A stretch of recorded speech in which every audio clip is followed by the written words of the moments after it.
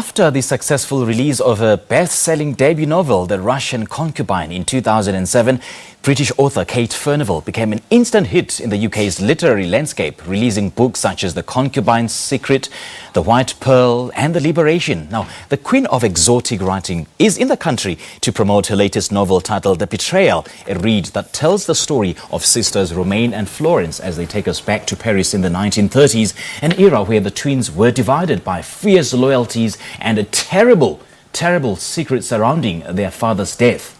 Now, Kate Furnivall joins me now in studio this morning to talk more about this book. A very good morning to you, Kate, and welcome. Good morning. It's a pleasure to be here. Absolutely. Now, the two main characters in the book, Romaine and Florence, are two different individuals. They live different lives, but then they hold this massive secret about their father's death and murder. What was the inspiration behind writing this bestseller? Well, it's really a historical thriller. It's about betrayal, as it says on the cover, set in Paris, 1948. And 1938, yeah. When the drums of war were just beginning to sound. And it is about the damage that a terrible secret can do to both a family, a whole community, and to a country. And this starts, it's a very dramatic opening, with Romy, as Romaine is called in the book. She wakes up in her father's study on the floor with blood on her hands, not knowing what has happened. And she looks around and sees her father dead there with a paper knife in his throat and blood on his chest.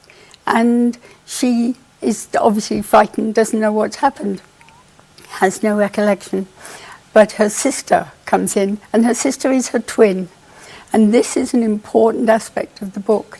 It is what binds the two girls together, two young women. At that point, they're 17. And the sister takes her out of the room, she covers her tracks, and takes her upstairs, washes her down in the bath like a dog, and puts forward this plan that to save Romy being taken by the police and guillotined, that they should put the blame on the gardener, which is a huge thing. And so these motivations of love, death and guilt just drive through the book. And this book, from the very first chapter, I look forward to see how it ends. Like, I look forward to see whether it's a happy or a sad ending. And I mean, it takes us on a roller coaster drive, as with every turn of the page, as we follow the lives of these two sisters. So take us through the process of developing these two characters. Well, it all stemmed from the fact that I'm a twin myself. And so I'm very aware of this bond that is sort of an unbreakable bond. Never mind what happens to you, how far apart you go, even if you're going, as these sisters do, in totally different directions. One is, at the time, the political time, one is pro-fascist, pro-Hitler, and wants France to connect with Germany, to have an appeasement so there is no war.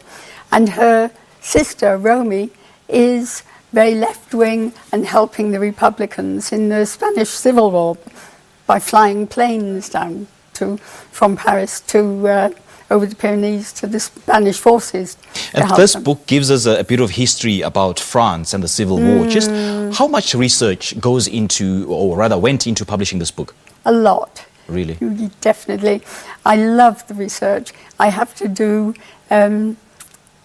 I would like to do months of research, but unfortunately I don't have that luxury now, that I have to do a book a year for my publisher.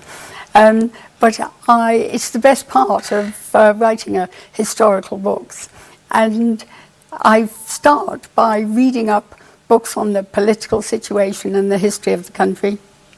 So I know what the background is that I'm working for, which in Paris at the time was the build-up towards the war and the attempts to make peace between the countries before it starts, which obviously was in vain. And the two sisters are one on each side. One is married to a French diplomat who is in meetings with the Germans who've come over to Paris to discuss these things. And Okay. but once I've read the books, I then go to Paris, All right. and I just have a wonderful time in Paris. All right. Now, your new book, The Survivor, is coming out, I believe, in October. Give us a sneak peek of that. Oh my goodness! Oh, I'll have to ask my publisher. This is a book that I have been immensely moved by studying the whole subject. It is about the displaced persons at the end of the war. It's in 1945, Germany, when the whole of Europe was in chaos. There were literally millions and millions of people from Poland, Latvia, all over, Czechoslovakia, just every country, and Germans themselves and French, who had no homes and often no papers to prove who they were. And so their allies, the Americans and the British, set up displaced persons camps. Okay. And people had to live in these. And they were extraordinarily terrible places where anything could happen. And lots does happen to this young Polish woman and her daughter. You know, Kate, I've never been this captivated about reading a book. This is the best, one of the best pieces of work that I've laid my hands and my eyes on. That is wonderful to hear. Thank you. Well done, well done. Thank you. All right, that's a UK literary star, Kate Furnivall, and we were in conversation about the release of her latest book titled The Betrayal, as well as that what she'll be up to during her author tour in South Africa. Well, she'll be launching her book at Exclusive Books in Hyde Park in Johannesburg on the 16th of May, and she'll also be at the Kingsmead Book Fair later on today. All right, let's go for an ad break now.